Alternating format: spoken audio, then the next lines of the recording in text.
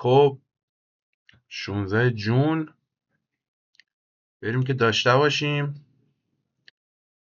من دیشب دیر وقت در واقع از اول خب دیشب من یک سری در واقع دیشب نه، این مال ساعت تقریبا 5 و 6 صبح، 4 و 5 صبح یک سری تحلیل کردم و یک سری پوزیشن در واقع لیمیت رو معلوم کردم. در واقع عکساشو گذاشتم اینجا.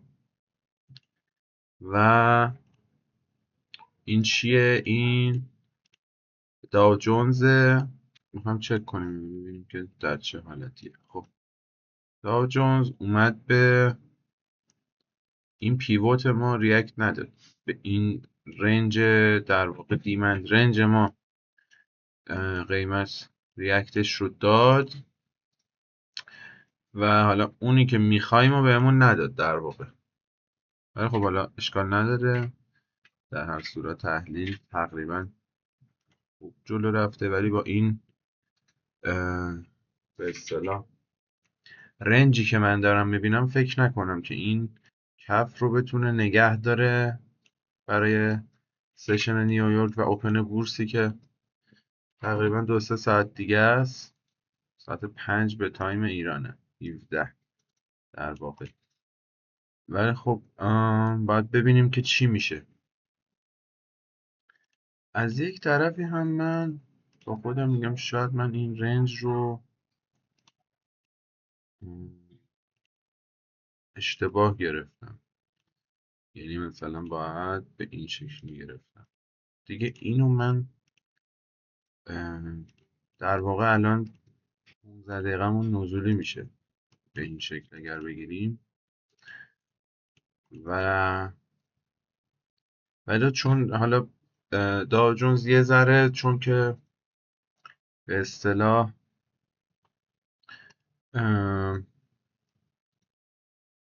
حجم‌های بالایی میگیره، یهو تو یک کندل مثلا حجم خیلی گنده‌ای میگیره و این پول بک ها خیلی سریعتر اتفاق میفته. من میتونم اینو یک رنج کامل بگیرم، میتونم نه به این شکل بگیرمش، در واقع اینجوری، بعد اینو پول بک بگیرم. اینجا نزولی شده رنج داخلی اینترنال 15 دقیقمون و بدین شکل میتونه باشه. حالا باز بستگی داره به اینکه من اینو در نظر نمیگیرم، این زونم پاک میکنم و اینجا هیچ سناریویی رو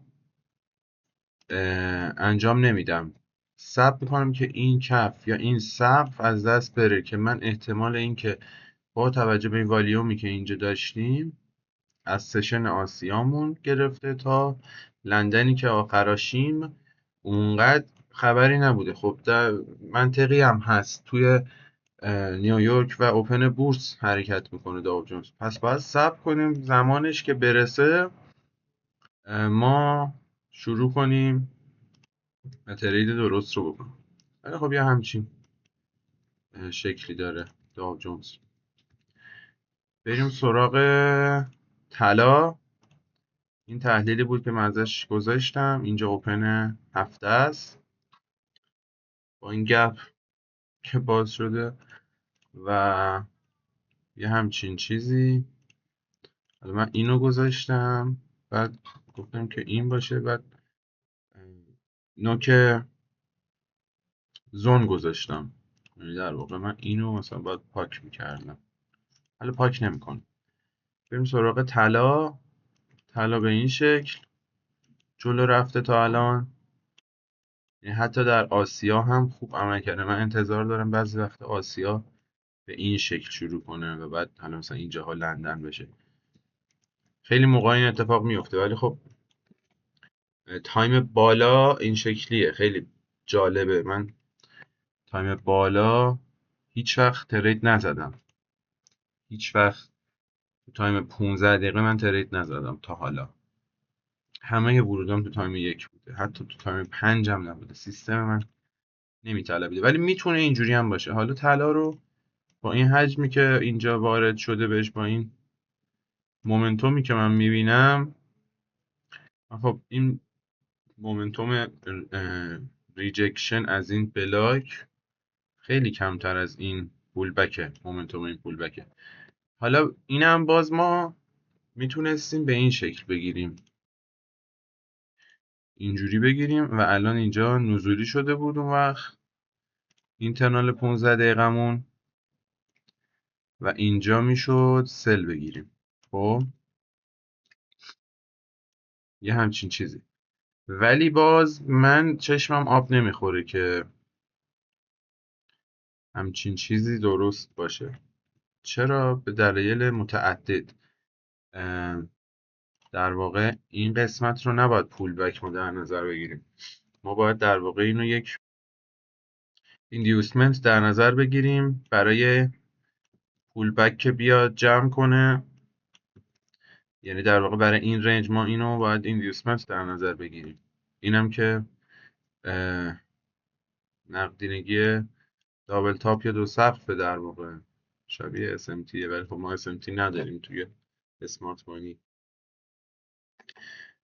و به اصطلاح باز فعلا این تحلیل برقراره تا اینکه حالا این سقف رو از دست بده یا بهش بخواد اون وقت سویپش کنه، یا که اینجا بخواد برگرده این کف رو بزنه. اون وقت باز یه ورود دیگه روی اینجا میشه داشت، بلاک اینجا. ولی مسئله‌ای که هست اینه که گپ اوپن هفته رو داریم، میتونه بیاد تا آخر هفته. در واقع امروز سه‌شنبه است، تا جمعه بیاد مثلا نهایت، تا جمعه تا پنجشنبه هم میتونه مثلا برسه به اینجاها. بیاد این گپ اوپن هفته رو پر کنه و بعد برای هفته آینده روند سودیشو داشته باشه. ولی من فعلا چشم آب نمیخوره. باز بستگی داره به مذاکره و خبرایی که میاد و این صحبت ها. میتونه توی 2 تا کندل هم این قضیه جبران بشه و گپ هفتهشو پر بکنه. این به این شکل. نزدک میرزایی نزدک من تو تایم 4 ساعته در واقع براش ورود در نظر گرفتم با تیپی در واقع اوپن هفتهش، گپ هفتهش که به این شکل میشه. حالا میتونه تا اینجا هم در نظر بگیریم، نزدیک ریوارد 5 میشه. ولی خب حالا من نهایت تیپی که میشه گرفت و اینجا براش در نظر میگیرم فعلا. اینجا هم زون به اصطلاح 4 ساعته ما هستش، اینترنال 4 ساعتمونه به این شکله و همینجا میتونه هر جایی بره. از اینجا میتونه به اصطلاح یه ریجکت بشه و بعد بیاد از اینجاها بخواد روند سودیشو داشته باشه. باز من سناریو نمیدم، صرفا اینجا رو سناریو میدم. از اینجا هم ممکنه همینجا بیاد و این آل تایم هایش رو بزنه. این صفحه اخیرش هم حساب میشه previous های و ATH شه در واقع. حالا من اینجا ریفاین 4 ساعته رو در نظر گرفتم که همین ریفاین 4 ساعته تو 15 دقیقه به این شکل دیده میشه. من اینو بکنم 15 دقیقه، بعد بیام اینجا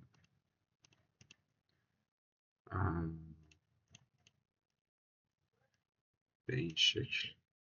حالا در واقع بخوام بگم ریفاین 15 دقیقهش میشه 50% زون 4 ساعته. ولی خب ما از همینجا در نظر میگیریم، صرفا برای تحلیلم این کارو میکنم. ورود که نمیخوام بزنم، فرقی برام نمیکنه. ریوارد 5 رو هم میشه داشت ازش. ریوارد تا اینجاها مثلا 2.5 3 رو میشه ازش انتظار داشت. تا این زون 1 ساعته رو در واقع بخوام بگم 15 دقیقه میشه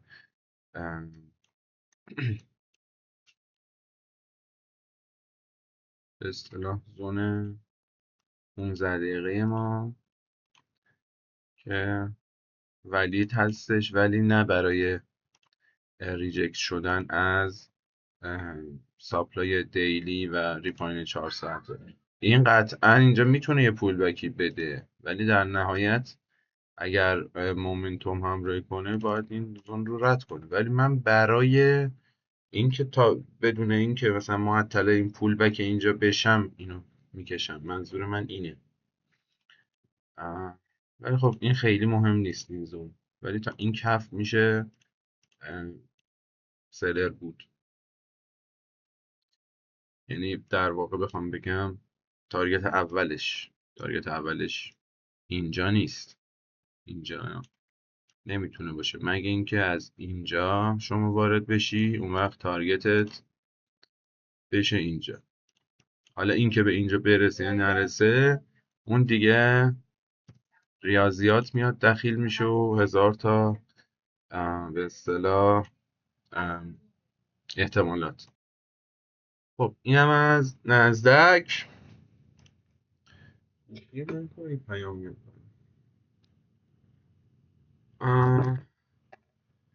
خب بریم روی پوند ببینیم که به چه شکله.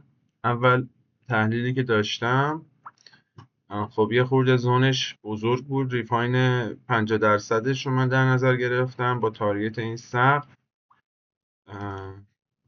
اسمارت بانی خیلی اینجا خراب شد، در واقع این شکلی هستش.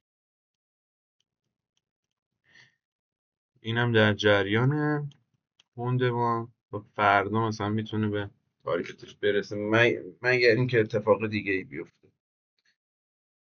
خب مثلا ریوارد 3-4 به نظر من کافیه واسه این کار. من چیزی که خودم هم تست کردم و یاد گرفتم از کسی که به من یاد داد، گفت آقا روی این زونا اگر زون تایم باره 3-4 ریوارد کافیه. و راستم میگه، چون اونقدر شاید نره، یا هفته دیگه هم شاید به این سقف نرسه واقعا، به این سقف.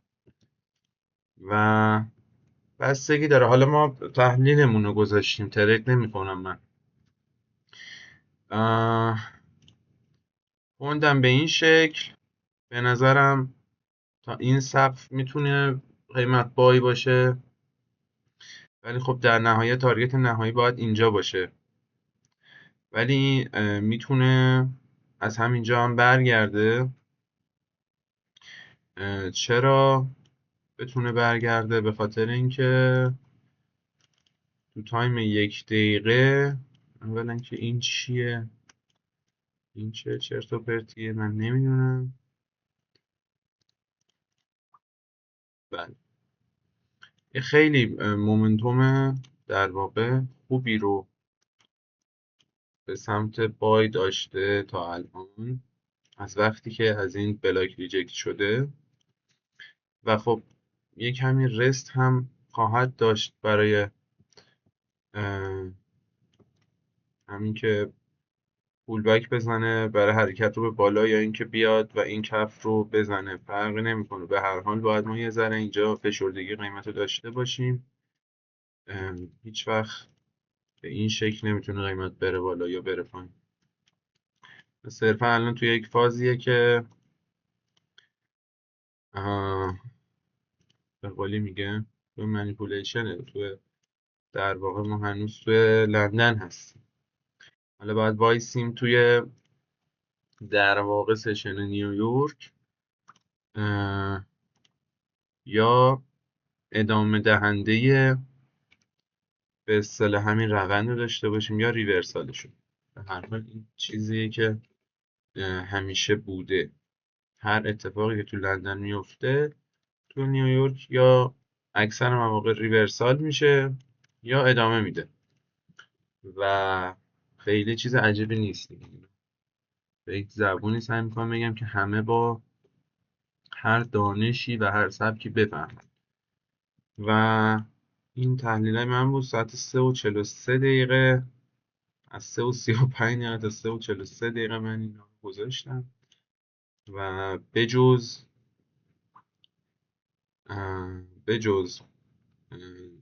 داو جونز و یورو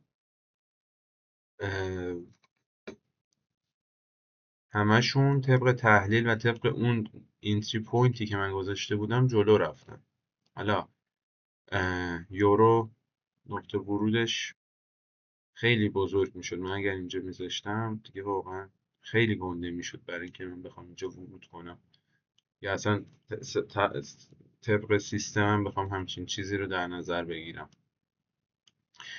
برای همین اون به این شکل شد و داو جونز هم اومد و به این پیوت در واقع ریاکشن نداد و به دیمند رنجمون ریاکشن داد که من ریاکشنش رو خیلی ضعیف میبینم.